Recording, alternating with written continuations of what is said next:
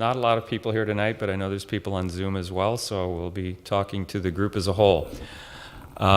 It's 6 o'clock. Thank you for coming to the scoping meeting for the General Plan 2040 Zoning Code Amendments Subsequent Environmental Impact Report Public Scoping Meeting, which for a lot of you who have been following the housing element update, that's really what's the driver behind this environmental impact report we're going to be talking about tonight. I've met the people in the room, and a lot of you have probably seen me at prior meetings. My name is Luke Connolly. I'm with the City of Cupertino and have been managing the housing element for about the past year or so. Tonight's meeting is going to be different than a lot of the meetings we had over the last year, in that this is the first meeting that's focusing on the environmental impact report and the environmental aspects of the project. So with that, I'll get into this and we'll give you an overview of what we're going to be talking about this evening. So here's the agenda for tonight. We'll be doing introductions of our team. There's a few people here, one on Zoom, 2 of us in person. And we want to emphasize again the purpose of what the scoping meeting is for, why you do it, why specifically we're doing it tonight for this project. While we're going to be focusing on CEQA issues, I do want to get a project overview specifically on the housing element update. Many of you will be familiar with that. But for people who aren't, I want to cover the project and why we're doing the CEQA document for it. Following the project discussion, we'll be going into a CEQA overview, and then specifically a discussion of the EIR scoping session and next steps and estimated schedule for the project. Okay, I've already introduced myself. I'm Luke Connolly. I'm the Interim Assistant Director of Community Development. Like I said, I've been managing the housing element for a little over a year at this point. I also have Terry McCracken, who's sitting on my left, who will be talking tonight. She's the lead consultant on the EIR that's going to be getting prepared for the housing element update. And I also have Jacqueline Protzman-Rohr on Zoom, who is also with PlaceWorks. They are really our lead team on the environmental impact reports preparation. Purpose of the scoping meeting, I think as I'd said, is what we're really looking at tonight, unlike a lot of the meetings we had on the housing element where we looked at things like the housing sites, housing policies, issues like that. We're really tonight looking at getting comments about the scope of the environmental issues that should be analyzed in the EIR. That's why this is called the scoping meeting. It was originally CEQA intended to have this be for regulatory agencies to provide input, but we're looking also for agencies, groups, and members of the public. That what do you feel this project, if it were carried out, is going to trigger in terms of environmental analysis? So while you have my other comments on the project, there'll be plenty of forums to address those. Tonight we're really focusing on the EIR and the environmental issues related to the project. So with that, I'll pull back from CEQA for a second and give you a project overview. As I said, really the housing element update, which many of you are aware of, is what's driving the proposal here. But in addition to the housing element, we have other general plan elements that are also going to be updated. The health and safety element, which is required to be updated with the housing element, the mobility element, the land use and community design element, and also the city zoning code. All of these will need to be amended to some degree due to the housing element update. The housing element itself, since this is really the main component of why we're here tonight, it's a state mandated element, I think, as you know. Unlike the other elements, though, it's required to be updated every 8 years. So while your general plan overall is a long-range document, generally looking ahead about 30 years or so, the housing element is updated every 8 years. So in many ways, it's the most fresh and frequently updated piece of the general plan. The housing element really looks at what your current needs are and your future growth within the planning period, which is 8 years. This cycle, it's 2023 to 2031. And critically, your housing element's addressing housing needs at all income levels, from very low to market rate housing. Also, what your housing element does is it's demonstrating the city's capacity to meet its fair share of the regional housing need for the planning cycle. So when people talk about housing element, it isn't like there's a development proposal on the table to go build housing. It's really showing that the city has the capacity to meet its housing need for the 8-year planning cycle. For the 6th cycle update, we also have concepts and programs that are new to this housing element cycle, namely affirmatively furthering fair housing, which we have talked about extensively at earlier meetings. And in updating the housing element, you're also going to be looking at deleted programs that have been completed, consolidating similar programs, looking at new programs that are responding to emerging issues, and also amending other programs and revising timelines. So a lot of this is really updating, getting the housing element fresh, and making it more efficient. What is Cupertino's fair share of housing? Well, the housing element starts with the State Department of Housing and Community Development, which assesses the statewide housing needs overall and then distributes these to regional agencies. In Cupertino's case, being located in the Bay Area, it's the Association of Bay Area Governments, or ABAG, is who allocates the fair share housing need for all Bay Area cities and counties. As some of you may know, the City of Cupertino's RHNA, or Regional Housing Needs Allocation, for this cycle is 4,588 dwelling units. About 1,900 of those are very low and low income. A little over 1,900 are market rate. So it's a significant increase. I believe the last housing cycle was just under 1,100 for the city's RHNA. So like most Bay Area cities, this has really been the focus of a lot of the earlier discussion. The health and safety element is also required to be updated with the housing element. And I think if you'll notice, a lot of the bullet pointed items here are things that seem to be pretty timely and are related to climate change, which is one reason we're looking to update that. Updates are going to include the best available information for things like mapping flood and wildfire risks, more information related to extreme weather events, and addressing climate adaptation and resiliency.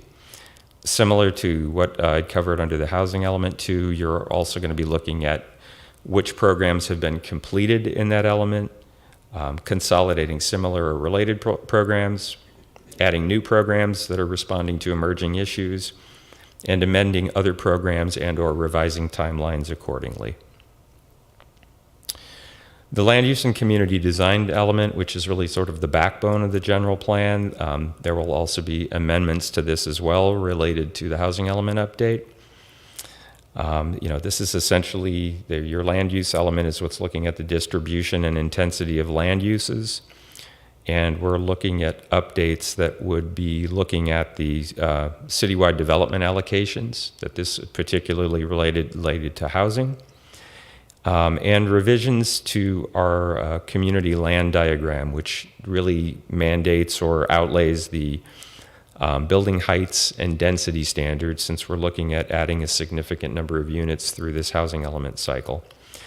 We also anticipate revising policies for changes related to density and development standards for this 6th cycle housing element as well.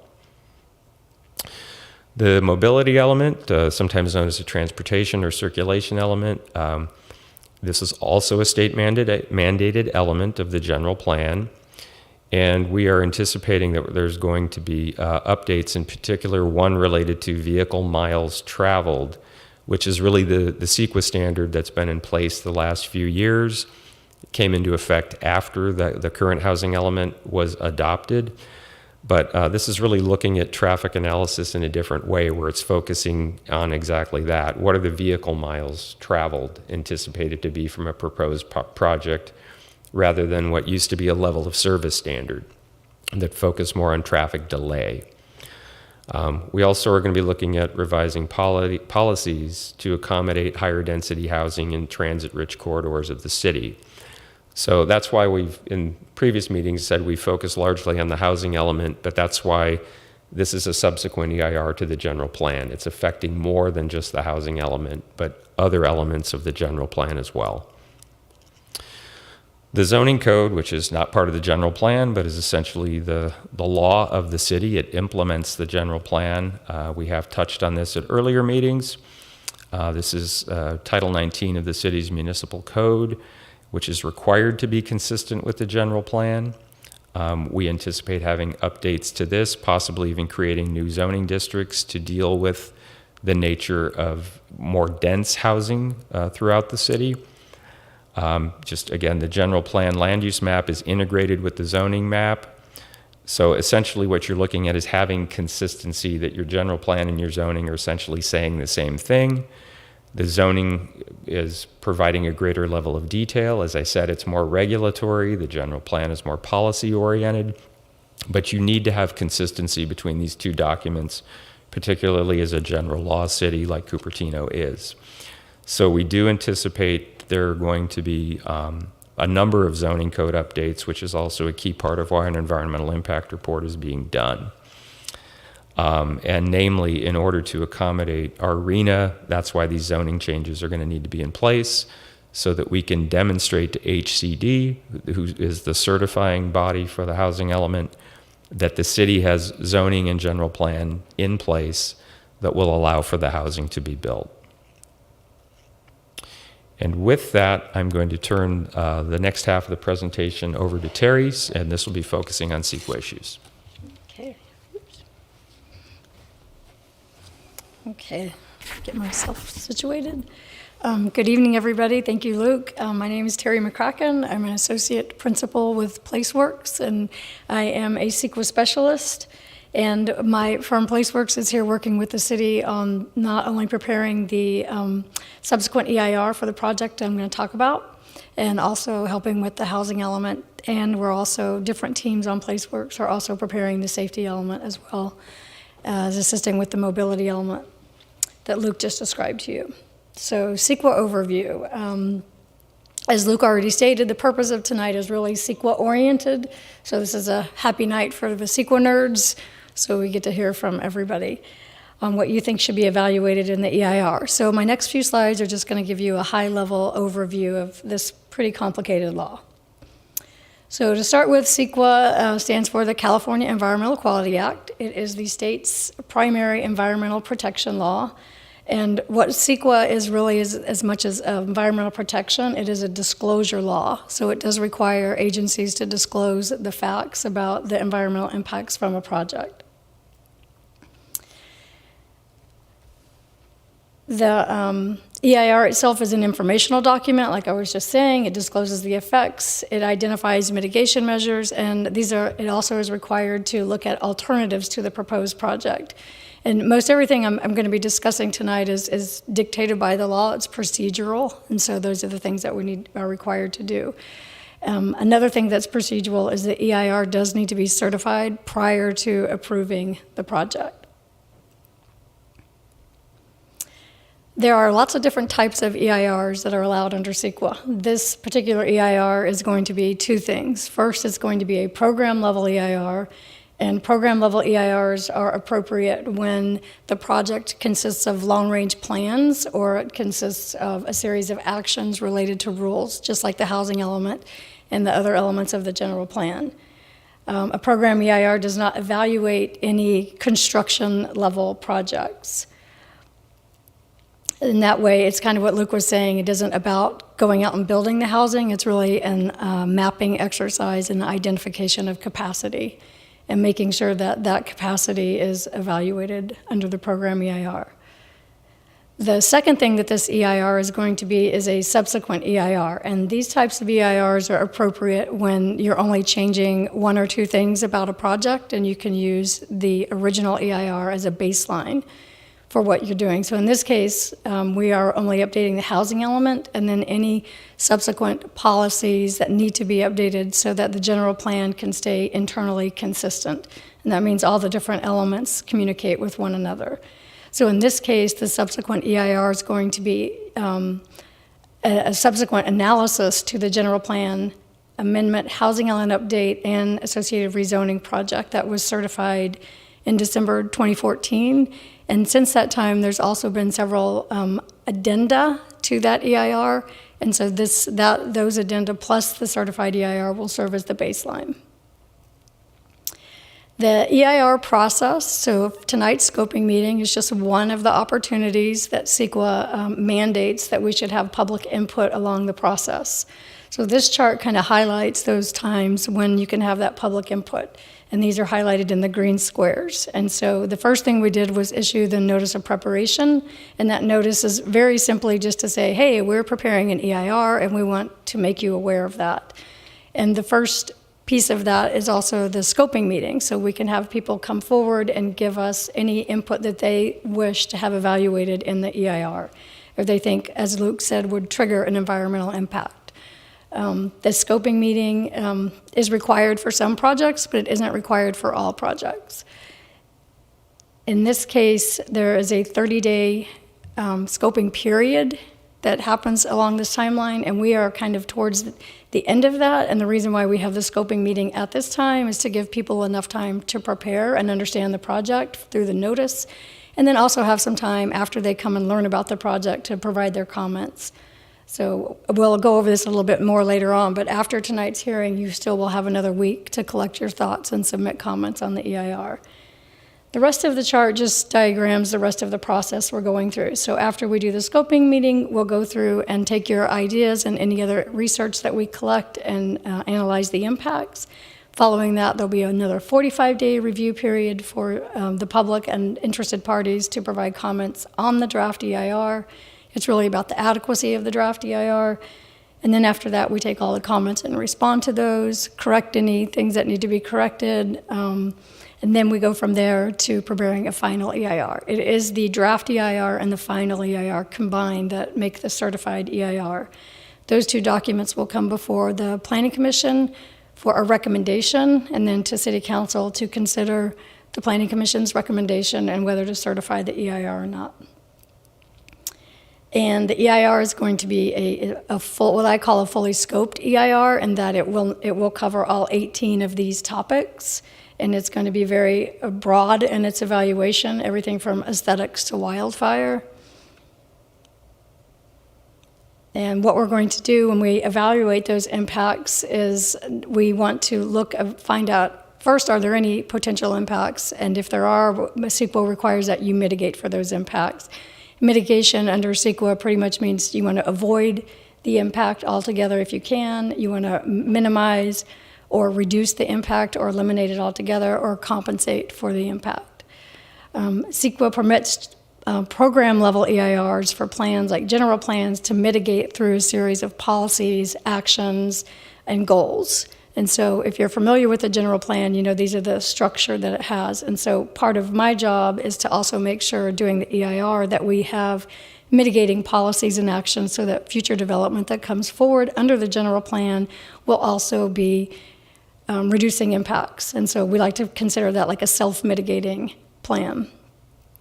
It doesn't eliminate doing future environmental review. It's just there to help guide and minimize impacts along the way. And so that kind of wraps up my presentation on CEQA and the EIR. And this next part, we're going to open it up to the scoping session. And at this part of the meeting, we will basically receive comments on the EIR. And so those comments, we would like for them to be on any technical issues or anything that you think would cause a trigger and impact. It's helpful for us if you phrase your comment with, I think the EIR should evaluate. That way we can stay focused on the EIR for tonight's meeting and not necessarily on the merits of the project.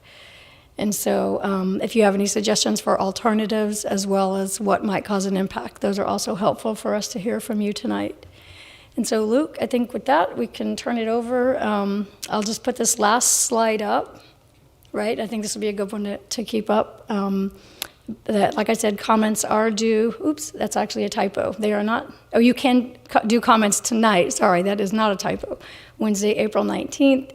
And then you can also, is that a typo? I think it's supposed to say. 25th. Yeah, your comments are actually due on the 25th, not the 19th. So we'll have to correct that. And then you can present your comments tonight if you want to, or you can also mail those in or email those to planning@cupertino.org. Thank you, Terry. I know we have the majority of people on Zoom, but if I want to start, if you have any comments For the people who are here as well, I believe they have them, but there are agendas with on the back where you can write those. You could submit comments directly to us tonight or mail them later if you want to take time. Or as Terry said, feel free to email. You have 1 week from tonight to submit comments. If there's anybody present in the room tonight, we have a microphone. If you would like to speak, we could take the people who are here first and then go to the people who are on Zoom after that, if you have any comments. Okay. Believe Jennifer, if you want to step up, and we'll stick with 3-minute comment periods if that's fine. Thank you. Anyway, we'll get this up here. I actually gave up 2 other meetings tonight because of this meeting. One of them was City of San Jose, where they're introducing some sort of a subway that they're trying to put down Stevens Creek Boulevard, monorail, and another one was Westgate Costco. So I hope I'm spending my time well with you all, but this is very important. I was a little bit confused about what the sequential EIR was, but I think I understand it now. I've certainly been coming here for 23 years, so I'm familiar with changes to the general plan. It can only be changed 4 times a year. I live in Eastern Cupertino, and we have taken the brunt of high-density housing threats from Valco, build out from San Jose's corridors of high development, which you all may be familiar with. So I feel like we're kind of ground zero. We're the gateway holding off massive overdevelopment of our city, cutting down our street trees, disrupting and destroying our way of life. I'm sorry if I sound bitter, but I am. I'm extremely bitter. I am distressed at the governor, my senator, my assemblymen, and my city council. I don't trust anyone anymore. And it's not funny. This has gone on for 5 years. But I am very concerned about the potential contamination of sites in Cupertino. I worked at Tandem in Cupertino. My brother actually worked in a site that's a Superfund site in Mountain View in the 1970s. He has had ongoing health problems. We need to make sure that we're not building homes on tops of toxic dump sites. Now, there will be a lot of people that tell you that it doesn't make any difference, but I know there are sites in Cupertino that cannot have housing built on them. You can have office built on them, but you also have groundwater flow, which I have absolutely, I feel that the powers that be will try to gloss over this. I have I feel like they don't care about what exactly is in Cupertino under the soil. All they care about is what they can build on top of it. And we need to not make that disappear. Cupertino has a massive tech background, and you can't throw that out. It has to be looked at. I'm also concerned about traffic. We are ground zero for complete traffic. This monorail that San Jose is trying to build from Diridon to De Anza College is $600 million with cost overrun. It'll never happen. So I don't want anyone to take away lanes on Stevens Creek Boulevard, because regardless of what the governor says, we're still going to be driving cars in 10 years from now. And I am not voting for this governor again, believe me. I did the first time, but no more. So yeah, we've got, and I'll put in the comments here. I know you have a lot of people on Zoom, but I'm very, very concerned about everything, because I feel like our state does not like the people that live in the neighborhoods. Okay. And they can deal with that. But I don't want Cupertino to become a toxic dump site. Thank you. Thank you, Jennifer. Another speaker, Jean Bedard. Thank you. One of the things that strikes me is you talk a different language. And so it's I'm having to deal with, okay, what is this really? But I have been involved in all the discussions on the housing element. And one of my concerns has been that it is reliant too heavily on Valco and putting that in the pipeline, because there's every indication that there are going to be major delays in whether that is going to be built, what it might be in the future. It's simply an unknown. So I think you need to build a scenario which does not include that in the pipeline. Secondly, I am also very concerned about making changes to facilitate more mixed use. We've had a problem here in Cupertino where the zoning was, it is residential and it is R1 residential. Those all need to be loosened up so that it makes it easier to build, number one, multifamily housing, and second of all, mixed-use developments. So thank you much. Thank you.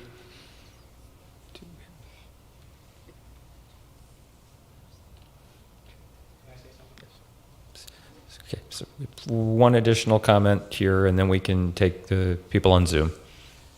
I just want to say a couple of things. You're changing density from low density to high density from some parcels without actually consulting the neighbors. You did that last August, which is really not right. Also, you're changing from commercial properties into housing high density approvals. So it's a commercial property from which you're changing zoning to residential. Again, without consulting neighbors. If you have a single family home and there's a parcel right next door to you and you change that parcel from low density to high density, which could go up to 65 feet up in the air, just imagine what kind of privacy that person's going to have. And you didn't even consult them. That can't be right. I've been living in the city for 17 years, and you're making those kind of decisions. It doesn't impact you because it's not right outside your house. But think about the neighbors as well. And you said you'll cover lots of things like environmental and so on, but you didn't think about traffic for those neighbors who would have to suffer. If you have a high density parcel and a builder comes in and builds a high density apartment there, where do you think all those people are going to park their cars? On the street next door to them. So those people living in residential homes, single family homes, will have cars outside their homes. I have that problem right now. And it's not funny. Okay? Thank you. Okay, thank you for your comments. Looks like we just have Sean Hughes on Zoom. Okay, it appears that we just have one commenter on Zoom right now. Sean Hughes, you are up to speak. And then we also have now Peggy Griffin and Ryan after. So Sean Hughes. Okay, Sean Hughes, you're first, then there are other speakers. Hello, thank you for the chance to comment here. I'll try to keep this short and phrase it in the correct way, but I'd like the EIR to consider or study the application of increased buffer in the housing elements site analysis, and also the application of new state laws that have passed since our draft housing element was considered, like AB 2011, which is around commercial upzoning commercial areas near major commercial corridors, and updates to SB 9. I support the shift to DMT that you referred to earlier in the mobility element, as it is a more climate change friendly approach to policy evaluation, and would encourage and support policies that favor less car reliant developments, like removing parking minimums like San Jose considered, and even considering reevaluating height limits along major transit corridors like Stevens Creek corridor and the heart of the city planning area. This is a little more vague of a recommendation, but I'm sure with your expertise you can kind of run with it. But in general, I hope that the EIR can study and recognize that policies that favor modest, denser urban infill is some of the most climate change friendly actions that we can take. And specifically, it's my understanding that Cupertino's largest emissions come from our transportation related emissions. Specifically, within those are passenger vehicle, single occupancy passenger vehicle emissions. So I really hope that when we assess the different elements that need updates, our policies reflect that recognition, and that sometimes an environmentally friendly action can be one that is favoring smarter community development and denser community development at times. So yeah, thank you for the opportunity to speak. Okay, thank you. Next we have Peggy Griffin. Okay, Peggy Griffin, you're the next speaker. Good evening, Luke and PlaceWorks. I appreciate the time to comment. I have several requests. One is the PG&E has increased the power going across the lines on the high tension, and I would like you to look at the electromagnetic field around that, because several sites are now, they used to be commercial or empty vacant sites and are now designated for housing. Also, along I-280, there are several sites identified, and I think the noise and the air pollution should be looked at. Also, in the area of Valco, there's at least one site that has been identified, and the Valco site has been identified as contaminated now, verified. So I would like you to look at that, the site next door, the Simeon property at least, and I'm not sure what other sites were identified. The intersection of Stevens Creek and Miller or Wolf, there are several sites that have contamination that need to be looked at if you're looking at housing there. And to extend the area of possible increased density along Bub Road, the traffic, there's been additional bus stop in there and improvement. So increasing possibly, or looking at the density there along Bub Road, and also along Stevens Creek, west of 85 in the post office area, just that heart of area, increased mixed use. And the last request is that if you're looking at increasing density, rather than blanketly eliminate R1, possibly consider a provision where one by one sites can be considered for multi-housing, or at least duplex, triplex kind of thing that could blend in without being too in your face. Thank you. Okay, thank you. Next we have Philip Nguyen. Okay, our next speaker is Philip Nguyen. Hi, thanks for the opportunity to speak. I'll keep this super quick. I'd like we should focus on study scenarios with higher buffer, like 35 to 40%, and also to study the application of newly adopted state laws, like the application of SB 9 without any constraints imposed today. And a problem is like in an increase of like cars around like higher density development. So we should focus on developing more on very strong transit corridors. So yes, thank you. Thank you. And I believe our final speaker is Lisa Warren.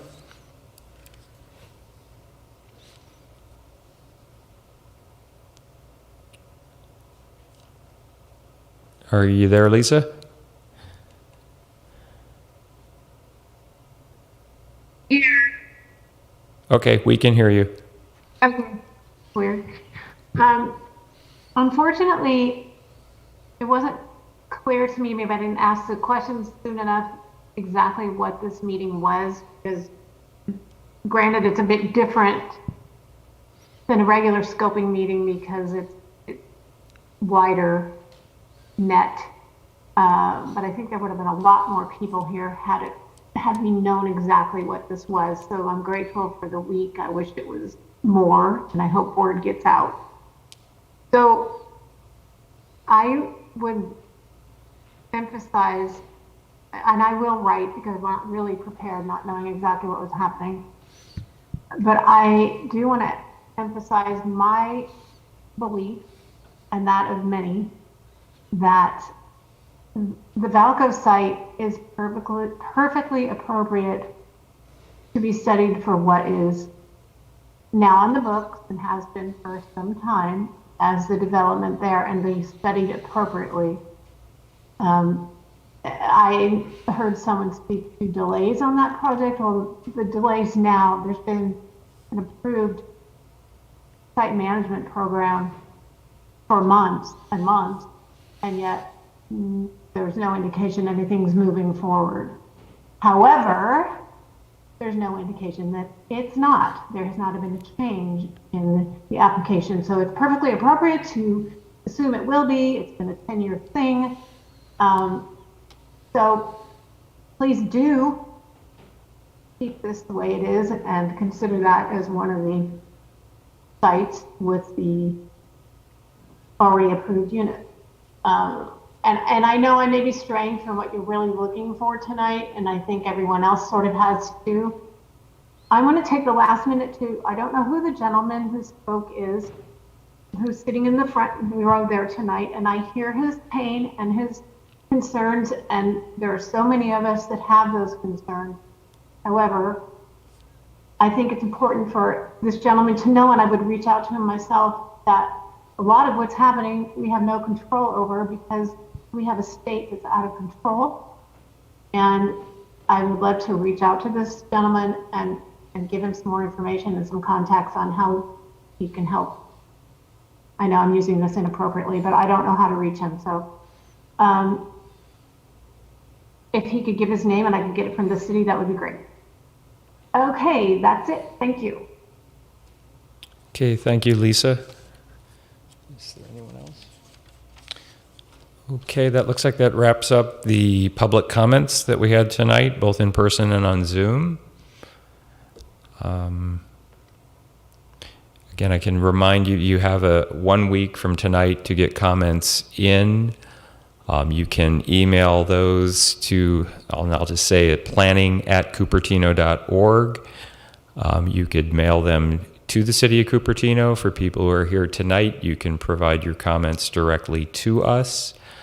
I just want to make sure people, if you have the course of the next week to think of other comments, again, related to the environmental issues.